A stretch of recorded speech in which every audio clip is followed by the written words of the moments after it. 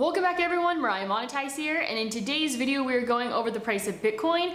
We're also going to be getting into news with the economy, with crypto, and going over the Fed raising rates once again. But what are we anticipating them to do next?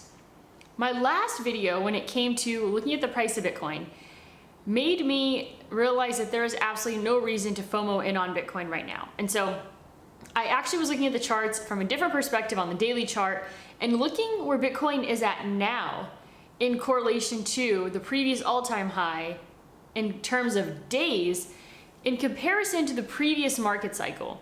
And once again, I am reminded there is no reason to be FOMOing into Bitcoin, and I think there is a ton of buying opportunity coming within the next several months. I don't think there's any reason to panic, and I am going to be showing you why I believe that today. So first, let's get into the news. Costco just announced total net sales of $17.85 billion during April, which is up 3% year over year. Breaking, regional bank stocks are crashing after hours as PacWest says they are looking for a buyer. So PacWest is now down 57%, Western Alliance Bank down 30%, Metropolitan Bank down 20%. After the Fed says, the system is strong. Bullshit. Absolutely not. It's like, just when you think that they have lost all credibility, they just say one more stupid comment that really just sets a complete bomb on any credibility that they had left. The market is saying the Fed just raised rates for the last time in the rate hiking cycle, and the next move will be a cut and could come as soon as September. Back to where we were in 2006, and now the fun part begins. As you can see on this very interesting chart here, when it comes to Fed rates. So between about 2004 and 2007, they were on a very sharp increase, almost similar to the one that we've seen over the last couple of years when it came to interest rate hikes, and then a very steep crash in 2008, doing nothing, pausing until 2016, a little bit of a bump, and then a pullback. And then as soon as the pandemic hit, that's all we saw here, right? 0% rates, and then this really steep increase that we are seeing now. Apple is expected to announce $90 billion in buybacks and dividends when it reports earnings tomorrow. Apple has spent almost $600 billion in stock buybacks over the last 10 years. So J-Pal says the banking system is sound, resilient. I'm just like, wow. After all of these, banks just keep failing. Coinbase and Gemini announced they'll be launching non-US entities to kickstart their derivatives platform. The US regulatory environment has been hostile, and these exchanges have decided that they cannot wait any longer and choose to vote with their feet by launching offshore. So we know that today the Fed raised rates by 25 basis points, and also breaking inverse Kramer never fails. Today the Fed is going to pivot and markets are going to have a rally like never before. I'm the most bullish I've been in decades. Italy imposes a 26% tax on Bitcoin and crypto. The White House proposes 30% tax on electricity used for Bitcoin and crypto mining. So Coinbase launched Coinbase International Exchange and will begin by offering Bitcoin and Ethereum perpetual futures settled in USDC with up to 5 times leverage to institutional clients in eligible jurisdictions outside the US. Let's see. Nordstrom's is shutting down all stores in San Francisco. Management said the dynamics of the city have changed, which is impacting their ability to draw in customers. A record 30% of San Francisco offices are vacant. You know what? I was super sad when Nordstrom's left Puerto Rico, and now San Francisco is facing the same thing. We've also seen Whole Foods leave. There is another company as well, and a lot of it is due to, like, they literally cannot manage the theft problem. Okay, you know what's so weird is that I feel like I lived a huge part of my life thinking that the prices of cars were just stagnant, that things never changed. But don't you worry, Tesla, it seems like, is changing the pricing of their cars on a weekly basis. Tesla has now increased Model Y prices in the US by $250. So, Model Y, AWD and long range, and Model YP, all of those prices have changed slightly. A bit of a pullback of $250. 49% of Americans now call themselves independents, the same amount of self-described Republicans and Democrats combined. Interesting. So, Jamie Dimon, this is really quite interesting. Jamie Dimon declares the banking crisis is over for now. Everyone can take a deep breath. PacWest falls 30% as regional bank stocks slide to new lows. So, every regional bank stock is down today. Regional bank stocks have been halted 30 plus times since the open. Multiple region bank stocks are down 30 plus %. Pretty wild.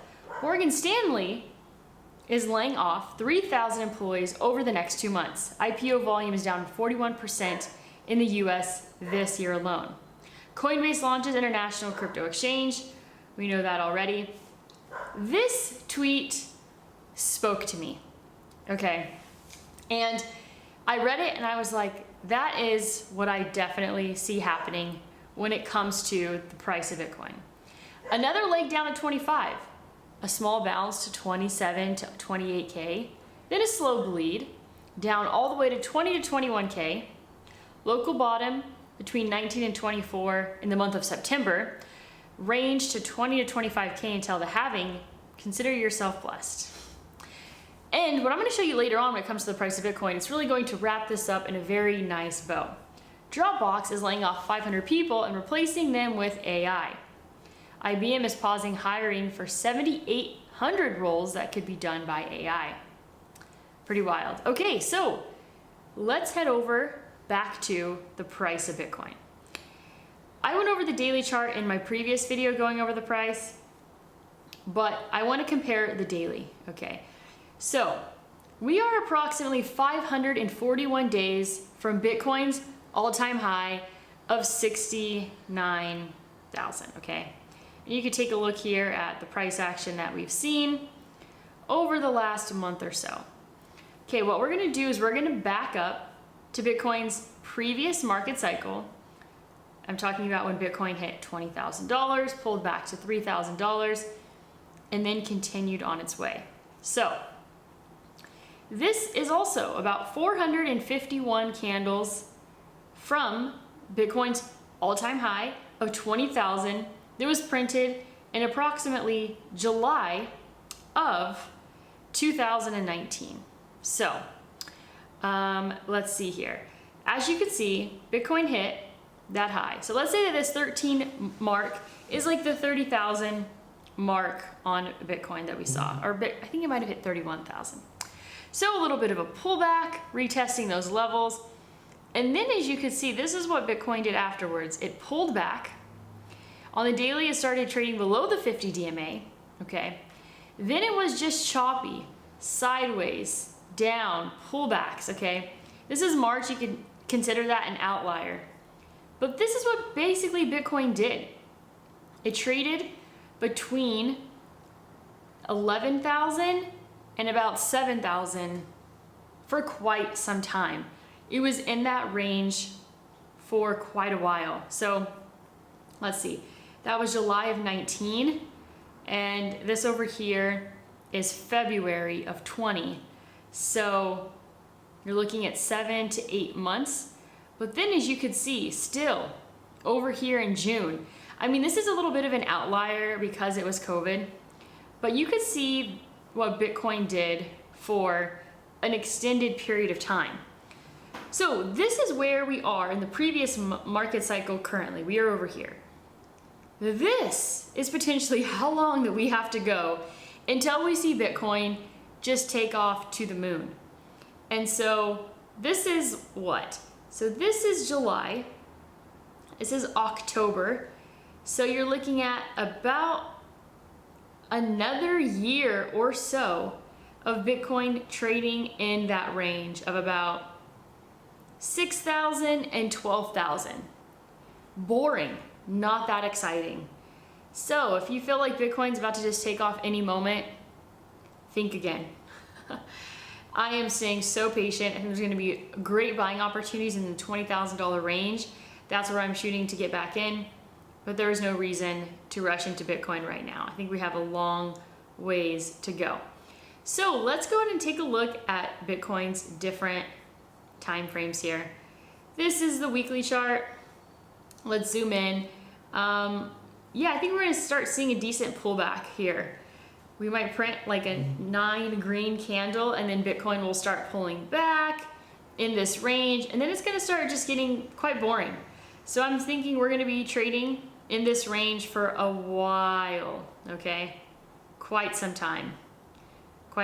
And we are anticipating the halvening to happen in probably March of next year. Let's take a look here at the daily chart on Bitcoin. Daily chart doesn't look that good. It failed to make a higher high.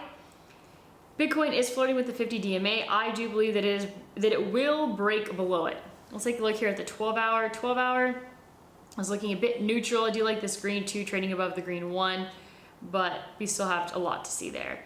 4-hour actually looks good. 4-hour printed a higher low and has just printed a higher high. So the 4-hour actually looks pretty strong on Bitcoin, and the hourly looks pretty good as well.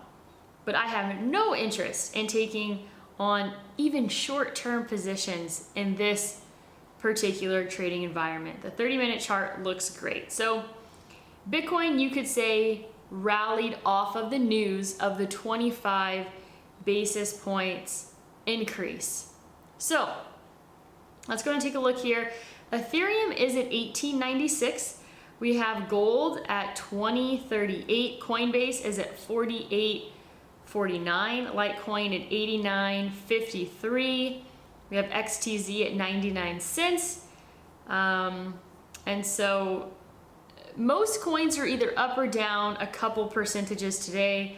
No real big, massive moves. So Bitcoin actually, this is a 5-minute here, has made some decent moves in the last 30 minutes or so, sitting at about 29,000.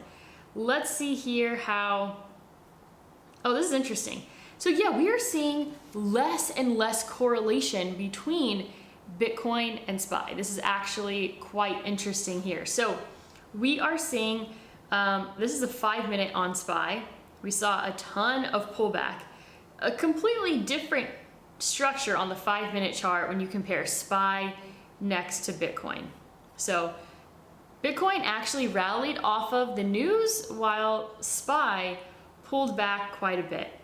We have Tesla at 160.61. Let's take a look here at marijuana stocks. Marijuana stocks not doing too good on the day. We have Tilray has a little bit of an outlier, up 5%, but most other marijuana stocks are down several percentages on the day. I want to go and take a look at Ethereum, take a quick deep dive and see what it's up to. This is the daily chart on Ethereum. Looking weaker, but similar to Bitcoin. And same thing here. We are actually seeing strength on the 4-hour on Ethereum, strength on the hourly as well. So Ethereum looking quite nice, I would say, but not giving us a ton of information. So I kind of gave you like a long-term analysis on where I'm seeing Bitcoin going in the next several months. I don't think there's any reason to be rushing in at this time. Patience, patience, patience, patience. If you'd like to book a 30-minute call with me, I have a link down below to my Calendly. I'll also send you a free Ledger Nano S when you book a 30-minute call with me. So that's all that I have for you today. As always, go out there and create a portfolio that you love.